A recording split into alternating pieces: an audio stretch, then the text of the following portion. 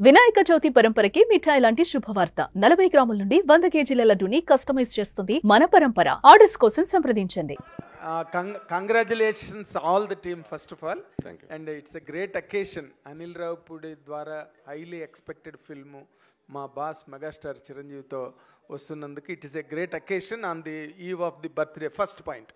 Second point, మీరు జనరల్గా మీరు చేసే సినిమాల్లోని ఎంటర్టైన్మెంట్ డోస్ ఎక్కువ ఉంటుంది అండ్ చిరంజీవి గారు is known for that.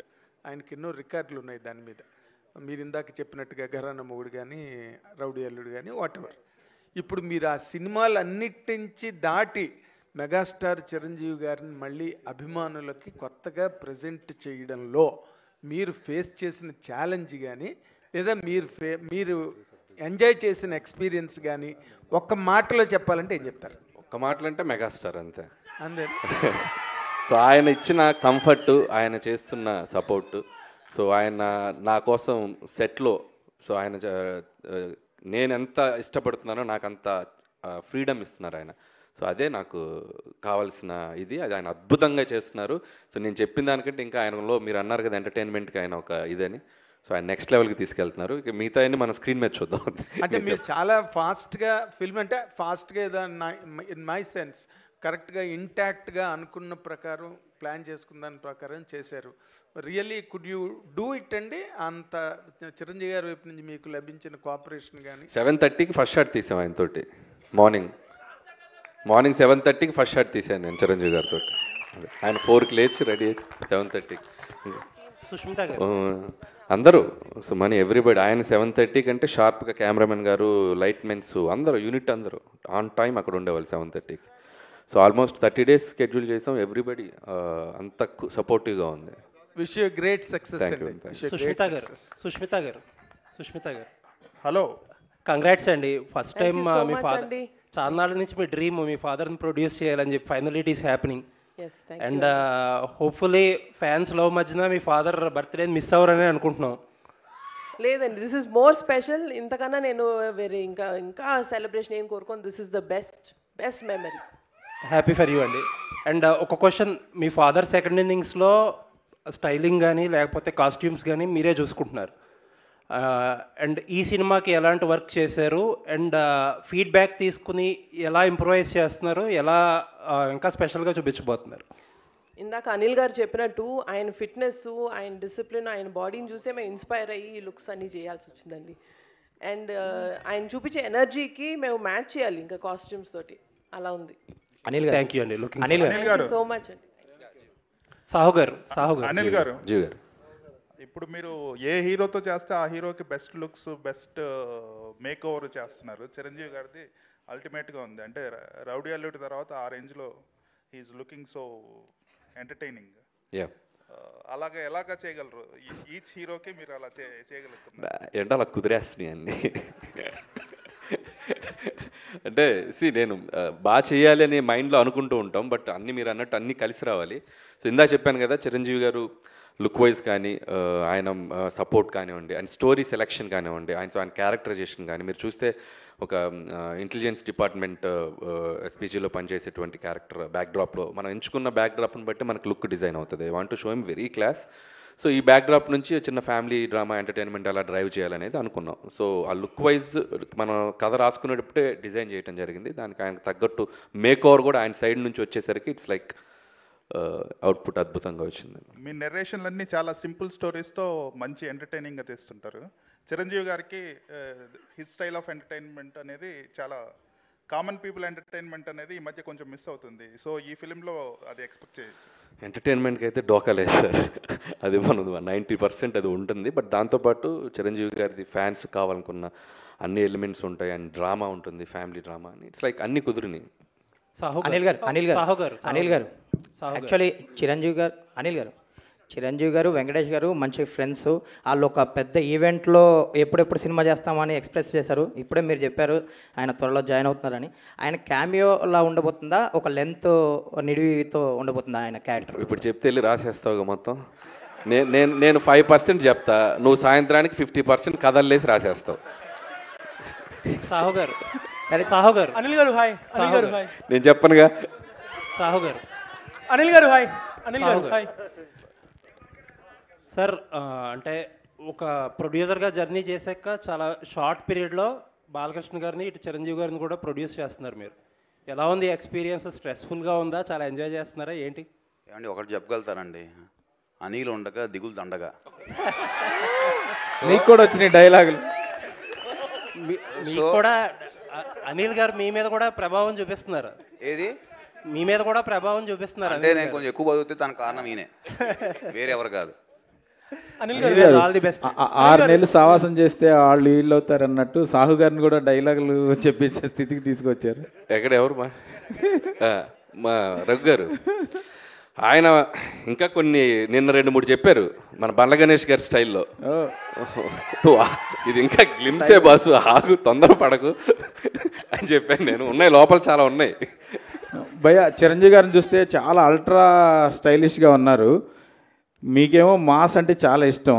So Chiranjeevi గారి లుక్ ఏమో చాలా క్లాస్గా ఉంది. ఇందులో మాస్ ఎంత, క్లాస్ ఎంత? అది స్మోకా, అది ఇంత అని చెప్పలేను. కానీ నేను ఎప్పుడు చేసినా కూడా సినిమా మెజారిటీ ఆఫ్ ఆడియన్స్ అందరికీ రీచ్ అయ్యేలా చేస్తూ ఉంటున్నాను. సో ఆల్ క్లాస్ అని లేదు, మాస్ అని లేదు, ఫ్యామిలీ అందరికీ నచ్చేలా ఉంటుంది. సో అన్నీ ఉంటాయి ఎలిమెంట్స్.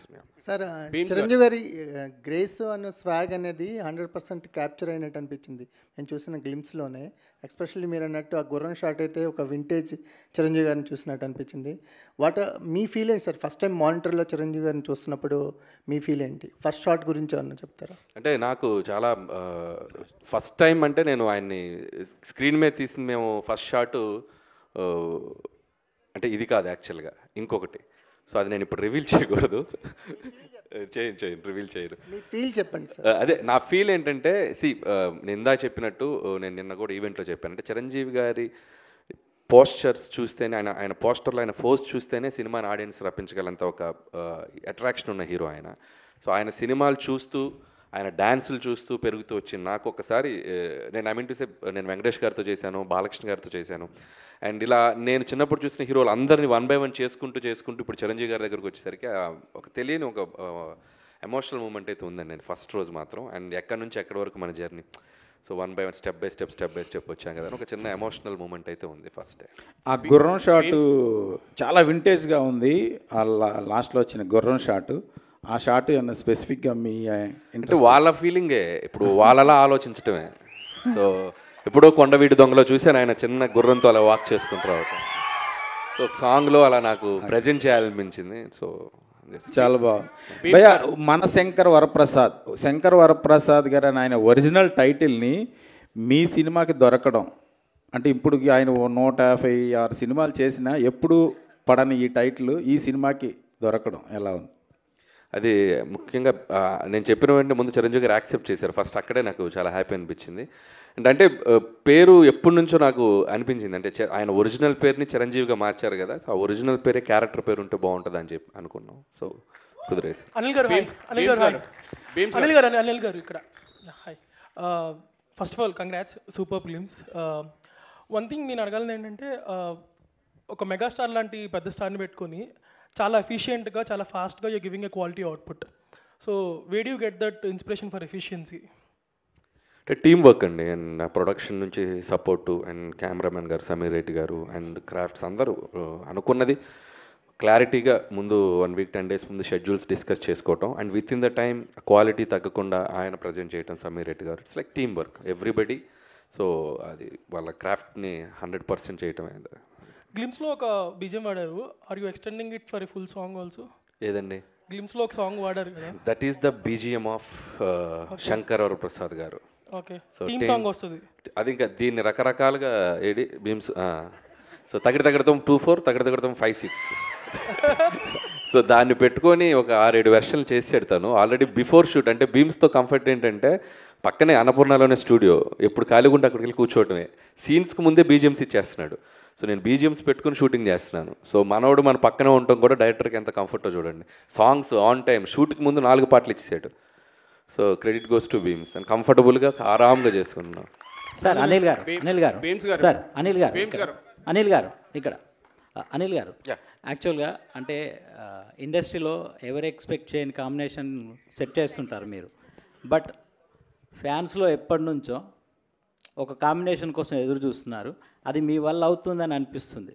ఇటు మెగాస్టార్, అటు బాలకృష్ణ గారు, మీరు ఇద్దరితో సినిమాలు చేస్తారు. వీళ్ళిద్దరి కాంబినేషన్లో మీ నుంచి ఏమైనా సినిమా ఎక్స్పెక్ట్ చేయొచ్చా ఫ్యూచర్లో? చిరంజీవి గారు వెంకటేష్ గారితో మనం ప్రయాణం మొదలైంది.